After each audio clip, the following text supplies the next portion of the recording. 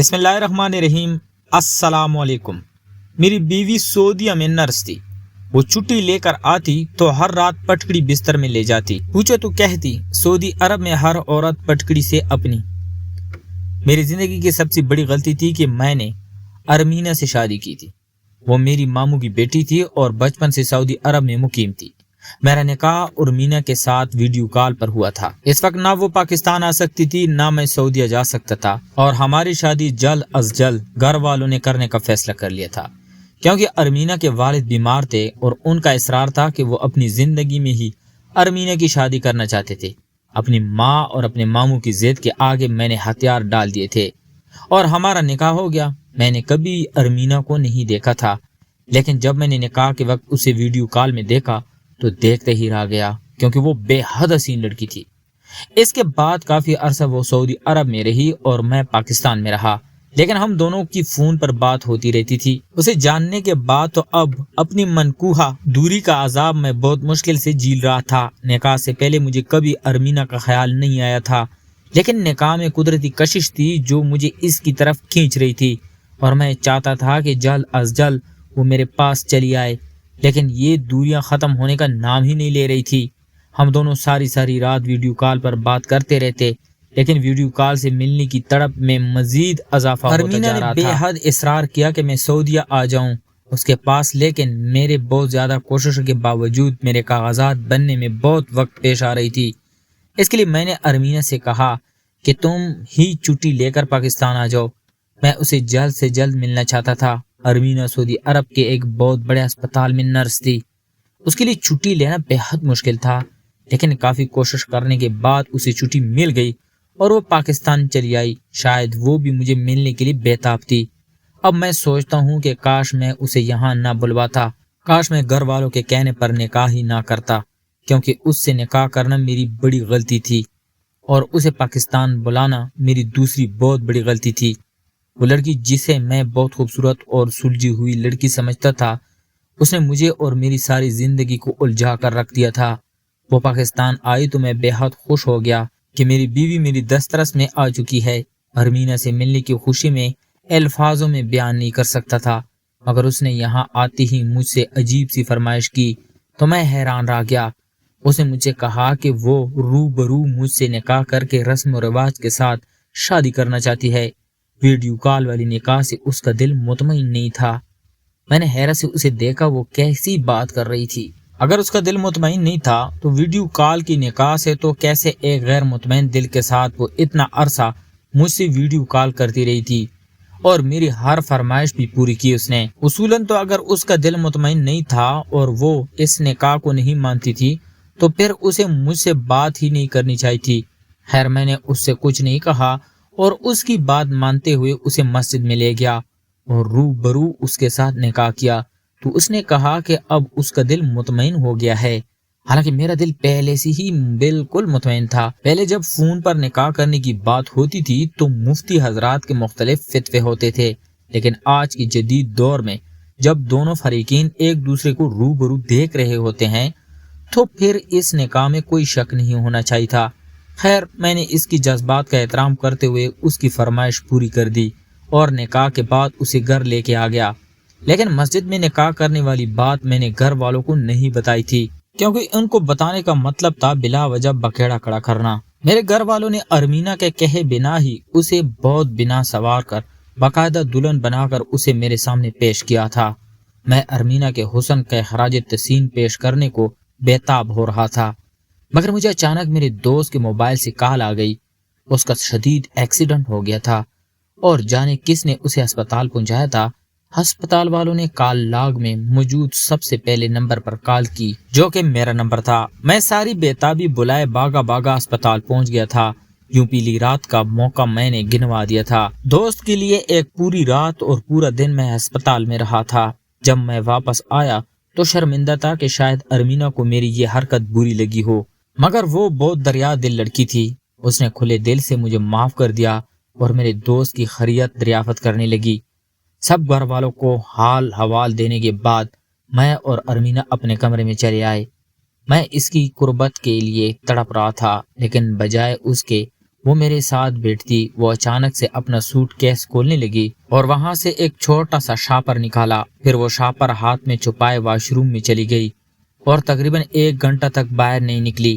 میں سوچ میں پڑ گیا کہ آخر اس کے ساتھ ایسا کیا مسئلہ ہے کہ وہ شاپر لے کر واش روم میں چلی گئی ہے اور اتنی دیر لگا دی۔ لیکن کیونکہ یہ ہماری پہلی باقاعدہ ملاقات تھی اور نئی شادی تھی تو میں اس سے کوئی بھی ذاتی سوال کرنے سے بھی جھجک رہا تھا۔ پہلے میں نے سوچا کہ دروازہ کٹکھٹا کر اس سے پوچھوں کہ وہ ٹھیک تو ہے نا، کہیں ایسا نہ ہو کہ وہ واش روم میں بے ہوش ہو گئی ہو۔ پھر میں نے ارادہ بدل دیا کہ کہیں وہ دروازہ بجانے پر شرمندہ نہ ہو جائے اور بستر پر آ کر لیٹ گیا۔ میں تھکا ہوا تھا، اس لیے اس کا انتظار کرتے کرتے مجھ پر بھی نیند کا غلبہ ہو گیا۔ ارمینا نہ جانے کب واش روم سے نکلی۔ جب میری صبح آنکھ کھلی تو وہ میرے برابر میں گہری نیند سو رہی تھی۔ کل رات میری شادی کی پہلی رات تھی، جس کے لیے میں نے اس رات کے لیے بہت سپنے دیکھے تھے، اور وہ رات دوسری بار اسی طرح ضائع چلی گئی۔ میں اس سے ملنے کی بےتابی دل میں لیے ایسے بار بار خالی ہاتھ رہ جاؤں گا، مجھے اندازہ بھی نہیں تھا۔ مجھے حیرت یہ تھی کہ اگر میں سو بھی گیا تھا تو ارمینا کو مجھے جگانا چاہیے تھا۔ جب میں نے اس سے اس بارے میں بات کی تو اس نے کہا کہ مجھے گہری نیند سوتا ہوا دیکھ کر اس کا دل نہیں کیا کہ وہ مجھے جگائے۔ اس کی بات پر میرے دل میں اس کے لیے محبت کا سمندر ٹھاٹے مارنے لگا، مگر اس کے بعد بھی اسی پر بس نہیں ہوئی تھی۔ اب یہ روز کا معمول بن گیا تھا۔ صبح کو میں کام پر چلا جاتا، شام کو گھر والوں کے ساتھ وقت گزارتے ہم دونوں، اور جب سونے کا وقت آتا تو وہ واش روم میں چلی جاتی اور گھنٹوں اندر رہتی۔ مجھے یہ بات اب بری طرح کھٹکنے لگی تھی۔ مجھے ایسا محسوس ہو رہا تھا جیسے وہ مجھ سے گریز برت رہی ہے۔ میں نے ایک روز اس شاپر کے متعلق ارمینا سے سوال کر لیا اور اس سے پوچھا کہ وہ روزانہ شاپر میں کیا لے کر باتھ روم میں بند ہو جاتی ہے، تو اس نے کہا کہ اس میں پھٹکڑی ہے۔ پھٹکڑی کا لفظ سن کر تو میں حیران ہو گیا تھا۔ یہ تو خالص دیسی لفظ تھا۔ اسے مختلف زنانہ بیماریوں کے لیے اور بہت ساری چیزوں کے لیے پاکستان میں استعمال کیا جاتا تھا۔ اتنا تو مجھے معلوم تھا، لیکن سعودیہ سے آئی ہوئی ایک لڑکی پھٹکڑی یا اسے کسی چیز کے بارے میں جانتی بھی ہوگی، مجھے اس بات کا اندازہ نہیں تھا۔ میں نے کہا کہ تمہیں پھٹکڑی کی کیا ضرورت پیش آ گئی؟ میں تو تمہیں ایک پڑھی لکھی اور باشعور لڑکی سمجھتا ہوں۔ میں حیران ہوں کہ تم دیسی عورتوں والے کام کر رہی ہو۔ آخر پھٹکڑی سے تم ایسا کون سا کام لیتی ہو؟ یہ تو سراسر دیسی چیز ہے۔ میری بات پر وہ بولی کہ نہیں، ایسا بھی نہیں ہے کہ یہ دیسی چیز ہے یا اس کا استعمال منع ہے، یہ بہت سے مسائل کا ایک آسان اور سادہ حل ہے۔ مجھے بھی اس کی ضرورت کچھ عرصے پہلے سے پڑنے لگی ہے، اور میں چاہے نرس ہوں مگر میں دیسی علاج پر زیادہ یقین رکھتی ہوں۔ ارمینا کے الفاظ پر میں سر ہلا گیا۔ اس کا جواب تو ٹھیک تھا، مگر اسے کیا مسئلہ تھا کہ وہ گھنٹوں لگا دی تھی؟ میں یہ سوال کرنا چاہتا تھا مگر ارمینا نے اس پر کوئی بات نہیں کی، تو میں بھی خاموش ہو گیا۔ ارمینا کا یہی معمول جاری تھا، وہ پھٹکڑی کا بے بہا استعمال کرتی اور اسے اس کی کیوں ضرورت تھی میں نہیں جان پاتا تھا۔ میں اس معمول سے زچ ہو چکا تھا۔ شاید میں دنیا کے ان شوہروں میں سے تھا جو بیوی سے اپنا حق لینے کے لیے بھی ہچکچاتے رہ جاتے ہیں۔ میں بھی صاف الفاظ میں ارمینا سے اپنی خواہش نہیں کہہ پا رہا تھا اور مجھے بہت ناگوار لگ رہا تھا۔ اس جیسی پڑھی لکھی لڑکی بھی میری کیفیت سے سراسر نظر چرا رہی تھی۔ ایک روز میں دن کے وقت دفتر سے چھٹی ہونے کی وجہ سے گھر میں موجود تھا۔ ارمینا گھر کے کاموں میں بری طرح مصروف تھی۔ تب میری ماں نے مجھے بتایا کہ ارمینا نے یہاں آنے کے چند دنوں بعد ہی گھر کی ساری ذمہ داری اپنے سر لے لی تھی۔ وہ اب میری ماں کو بالکل کوئی کام کرنے نہیں دیتی تھی۔ یہ بات واقعی قابل تعریف تھی، مگر ارمینا میرا دل برا کر رہی تھی۔ اسے گھر کے ہر فرد کا خیال تھا، تو میرا خواہش کا احترام کیوں نہیں کرتی تھی؟ میں نے خیال آنے پر چونک کر اپنی ماں سے سوال کیا کہ پھٹکڑی کا استعمال کس کس مرض میں ہوتا ہے؟ میری ماں نے میرے سوال پر حیرت سے مجھے دیکھا تھا اور پھر ہنس کر بولے کہ تمہیں پھٹکڑی کا استعمال جان کر کیا کرنا ہے؟ میں نے لہجہ سرسری کرتے ہوئے کہا کہ میرا دوست جاننا چاہتا تھا کوئی اس کی بیوی پھٹکڑی کا بہت استعمال کرتی ہے۔ میری بات پر اماں نے سر ہلایا اور بولی کہ بیٹا پھٹکڑی گھریلو استعمال میں بہت مفید ہے، یہ نظر بد سے بچانے کے لیے بھی استعمال کی جاتی ہے، اور اگر کسی کو بے اولادی کا مسئلہ ہو تو تب بھی مرد عورت پھٹکڑی استعمال کرتے ہیں۔ الغرض اماں نے مجھے پھٹکڑی کے بہت سے فوائد سنائے جن سے میں مزید الجھ گیا تھا، کیونکہ ان میں سے کوئی بھی بات ارمینا پر فٹ نہیں بیٹھ رہی تھی۔ اس کا پھٹکڑی لے جا کر باتھ روم میں بند ہو جانا اور گھنٹوں بعد نکلنا میرے لیے ایک الجھا ہوا سا معمہ بن گیا تھا۔ اور مینا فارغ ہو کر آئی تو میں نے اسے دیکھا، وہ ہنستی مسکراتی سب سے بہت گلی ملی ہوئی لگ رہی تھی۔ میں اس سے پوچھنا چاہتا تھا کہ وہ پھٹکڑی کا استعمال کس وجہ سے کرتی ہے۔ جیسے ہی ہم دونوں اکیلے ہوئے میں نے مناسب الفاظ سے ارمینا سے پوچھ لیا اور کہا کہ ارمینا، تم پھٹکڑی کا استعمال کیوں کرتی ہو؟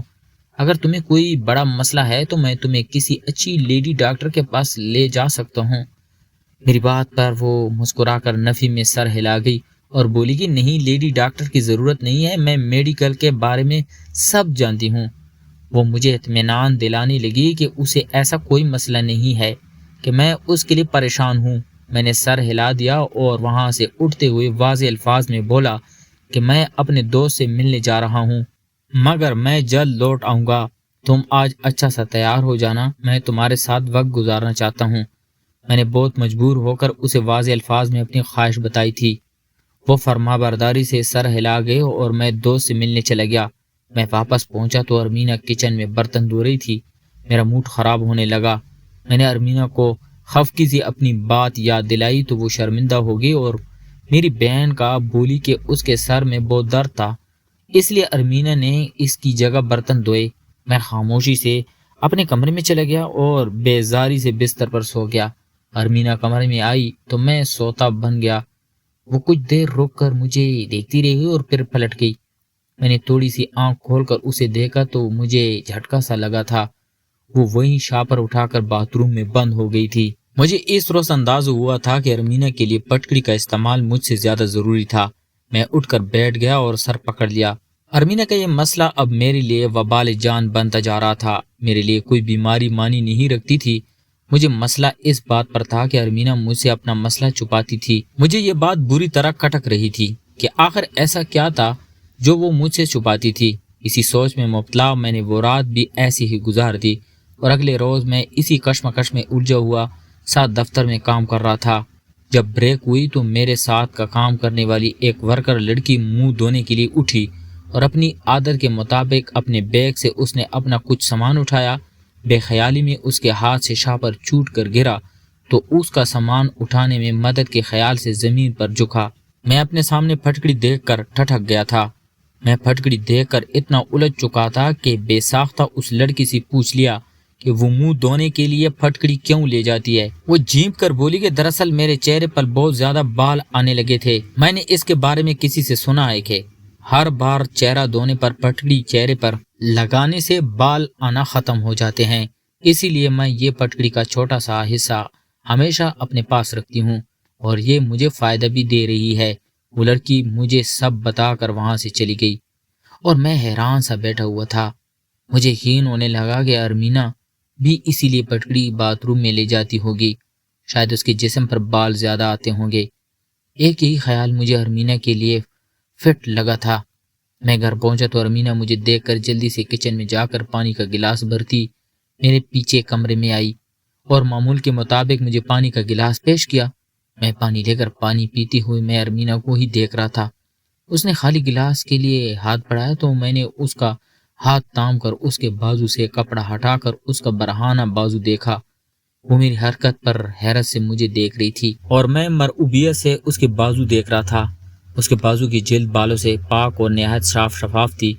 یہ یقیناً پھٹکڑی کے استعمال سے ہوا تھا، مگر جب میں نے ارمینا کی تعریف کرتے ہوئے بہانے سے یہ بات کہی تو وہ شرما کر بولی کہ میں اپنی ماں پر گئی ہوں، میری ماں کے بھی بہت کم اور گولڈن سنہری سے بال تھے۔ میں ارمینا کو دیکھ کر را گیا تھا، یعنی وہ اس کے لیے بھی پھٹکڑی کا استعمال نہیں کرتی تھی۔ میں نے زچ ہو کر ارمینا سے براہ راست پوچھنا چاہا، مگر وہ رات کا کھانا بنانے کا بول کر اٹھ کر چلی گئی تھی۔ میں اس بار بھی الجھا سا بیٹھا رہ گیا تھا۔ ارمینا کے معمولات میں کوئی فرق نہیں آ رہا تھا اور میں اب اکثر الجھا ہوا سا رہنے لگا تھا۔ اس کی ان حرکات کی وجہ سے میں اس سے الجھنے لگا اور اکثر چھوٹی چھوٹی بات پر منہ بنا لیتا تھا۔ ارمینا میرے رویے کی تبدیلی پر پریشان رہنے لگی تھی۔ جب میرا مزاج زیادہ بگڑنے لگا تو ارمینا بہت پریشان ہو گئی اور وہ میری خوشی کے لیے سب کرنے لگی، مگر میرے دل میں جو بات اٹک چکی تھی وہ نہیں نکل رہی تھی۔ مجھے روزانہ رات کو پھٹکڑی لے کر باتھ روم میں بند ہو جانا چبھنے لگا تھا اور میں اس بات کا برملا اظہار بھی کرنے لگا تھا، جس کی وجہ سے میں نے محسوس کیا تھا کہ ارمینا بہت شرمندہ سی رہنے لگی تھی، مگر مجھے حیرت تھی کہ اس نے وہ سب کرنا چھوڑا نہیں تھا۔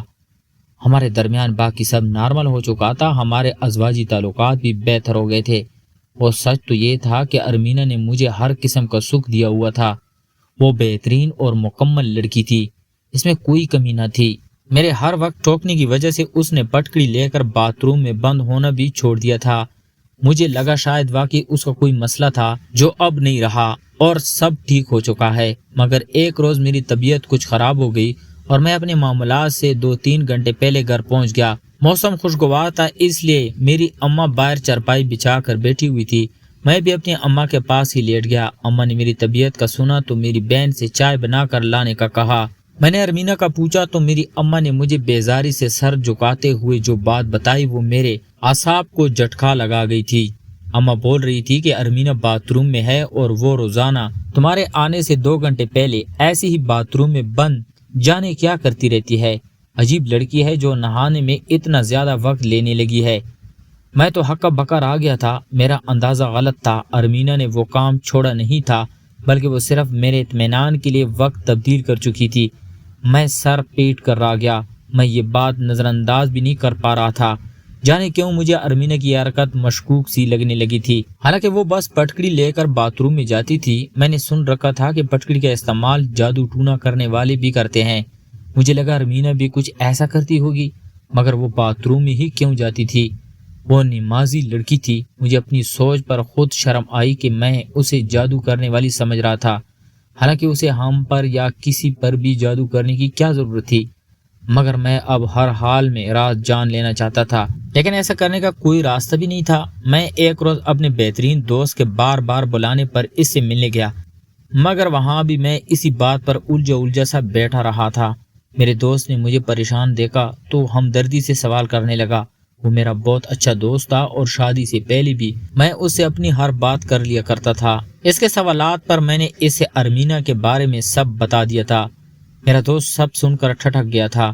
میں پریشانی سے بولا کہ میری بیوی بظاہر بالکل ٹھیک ہے اور اس میں کوئی کمی نہیں ہے، مگر پھر بھی وہ آج تک یہی کام دہراتی ہے جو مجھے پریشانی میں مبتلا کر رہا ہے۔ مجھے خوف ہے کہ اسے کوئی سنجیدہ مسئلہ ہوگا۔ میں بس اتنا چاہتا ہوں کہ اگر وہ کسی مشکل کا شکار ہے تو مجھے بتائے تاکہ میں اس کی مدد کر سکوں، اس کا علاج کروا سکوں۔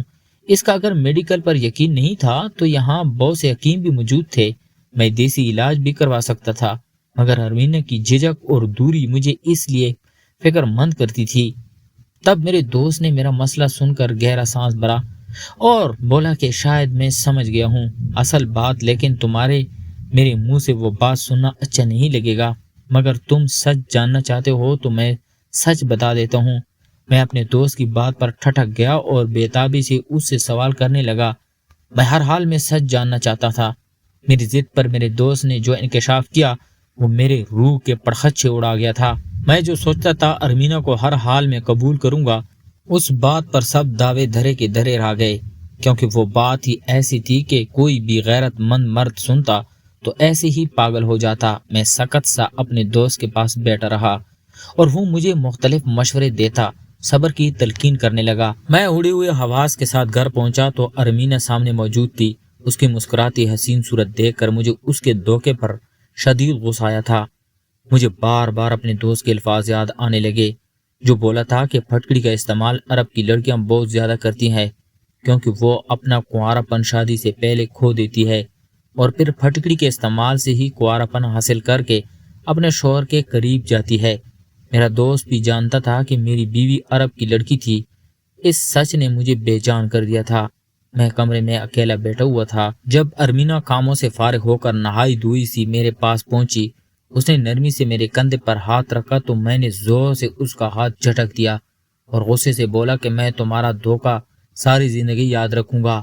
تمہارا اصل چہرہ اتنا مکروہ ہے، میں کبھی سوچ بھی نہیں سکتا تھا۔ تم نے اپنے کردار کی سیاہی چھپانے کے لیے مجھے اندھیرے میں رکھا اور پٹکی استعمال کرتی رہی۔ میرے الفاظ نے ارمینا کو بالکل ساکت کر دیا تھا۔ میں مزید کوئی نرمی برتنے کو تیار نہیں تھا۔ مجھے ایک بد کردار لڑکی کا ساتھ قبول نہیں تھا، اس لیے میں نے اسے طلاق دے دی۔ ارمینا بالکل چپ سی ہو گئی تھی۔ میرے طلاق دینے کے 2 دن بعد وہ واپس سعودیہ لوٹ گئی، مگر ایک خط لکھ گئی تھی جس میں سچ درج تھا کہ کچھ عرصہ پہلے سے میرے جسم سے بدبو آنے کا مسئلہ ہونے لگا تھا، جس پر مجھے تمہارے قریب جانے سے جھجک ہوتی تھی، اور میں کسی کے بتائے نسخے کے مطابق پھٹکڑی رگڑ کر خود کو بدبو سے پاک کرتی تھی۔ میں با کردار لڑکی ہوں اور اس کا گواہ اللہ ہے۔ میں پھٹی پھٹی آنکھوں سے وہ خط پڑھ رہا تھا۔ میں اپنے عمل پر بری طرح پچھتایا کہ کاش میں ارمینہ سے نکاح ہی نہ کرتا۔ مجھ جیسا کم ظرف شقی انسان اس لڑکی کے قابل نہیں تھا، یا کاش اسے پاکستان ہی نہ بلاتا، کیونکہ پاکستانی دوست کی گھٹیا بات نے مجھے اتنا پاگل کیا کہ میں نے اپنی نیک صفت معصوم بیوی کو طلاق دے دی، مگر اب کچھ نہیں ہو سکتا تھا۔ تو پیارے دوستو، میں امید کرتا ہوں آپ کو آج کی کہانی پسند آئی ہوگی۔ اگر تو آپ کو ہماری کہانیاں پسند ہے تو ان کو اپنے دوستوں کے ساتھ شیئر کریں۔ تو ملتے ہیں ایک اور انٹرسٹنگ سٹوری کے ساتھ، تب تک اپنا ڈھیر سارا خیال رکھیے گا۔ خدا حافظ۔